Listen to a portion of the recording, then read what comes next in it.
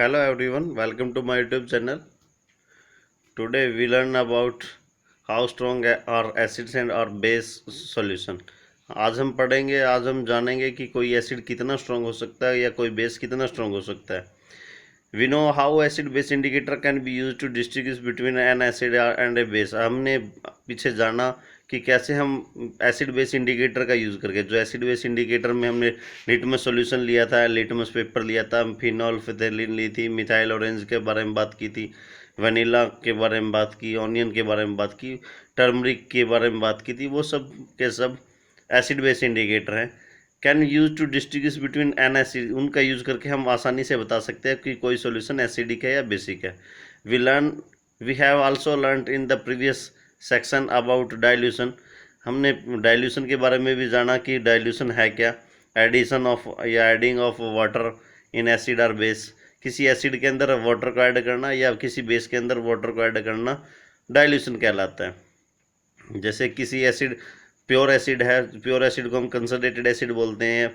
तो अगर उसमें वाटर को ऐड कर दिया जाए, ज़्यादा वाटर को ज़्यादा ऐड कर दिया जाए, या फिर कह सकते हैं नियर बाई 80-90% वाटर और 10-20% हमारे पास कह लीजिएगा एसिड है, तो वो डाइल्यूट एसिड बन जाता है. इसी प्रकार से बेस है, प्योर बेस जो होता है तो वो उसको हम बोलेंगे concentrated base without any adulteration. जब उसके अंदर वाटर को ऐड कर दे तो उसको हम डाइल्यूशन बोलते हैं उस प्रोसेस को.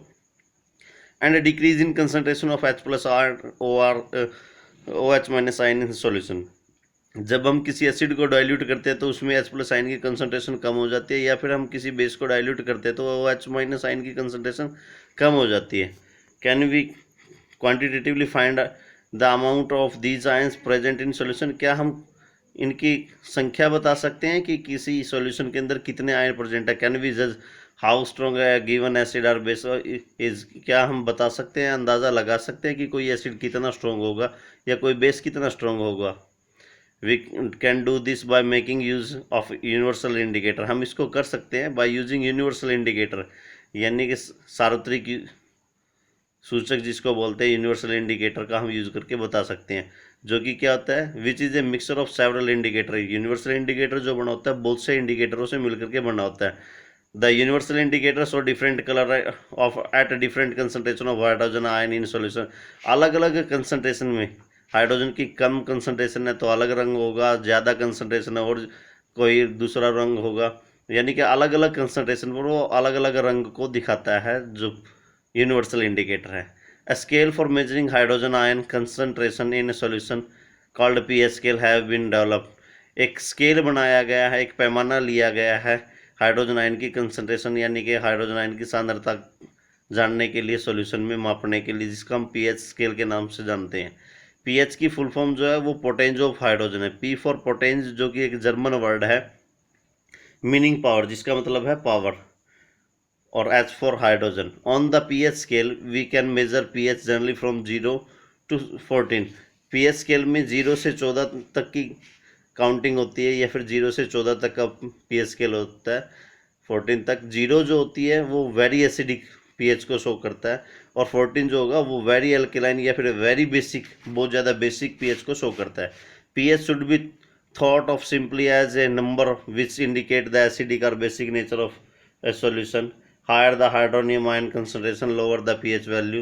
ये बताया जितनी ज़्यादा हाइड्रोनियम आयन की कंसनट्रेशन होगी उतना ही लो जो होगी पीएच वैल्यू होगी.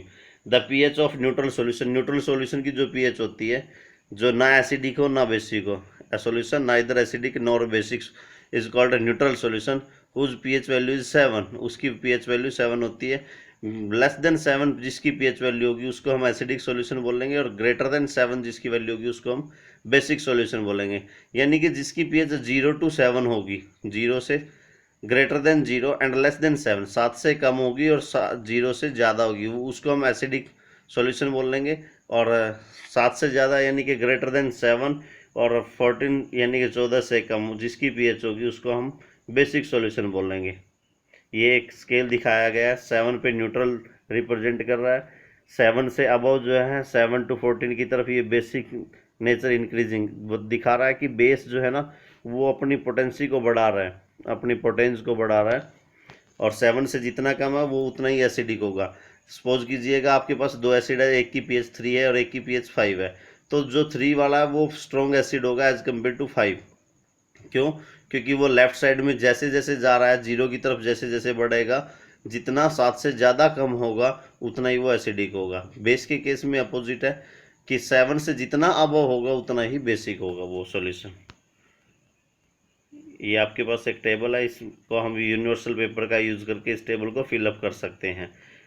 ये पीएच स्केल कलर को दिखा रहा है, पीएच पेपर है, पीएच यहाँ पर अलग अलग कलर ये शो करता है अलग अलग पीएच में। जैसे कि आपको पीएच पेपर लैब में दिया जाएगा, पीएच पेपर को आप किसी भी जैसे टोमेटो जूस में या कॉफ़ी में, लेमन जूस में आप उसको डिप करेंगे, डुबोएंगे, डुबोने के बाद उसको सुखाने के बाद उसका कलर को नोट करेंगे और उस कलर को इस कलर स्ट्रिप से यानी कि पीएच स्केल से इस पर जो कलर हैं इनसे मैच करेंगे। रफली एक आइडिया आपको लग जाएगा कि किसी सॉल्यूशन की कितनी पीएच है उस कलर से।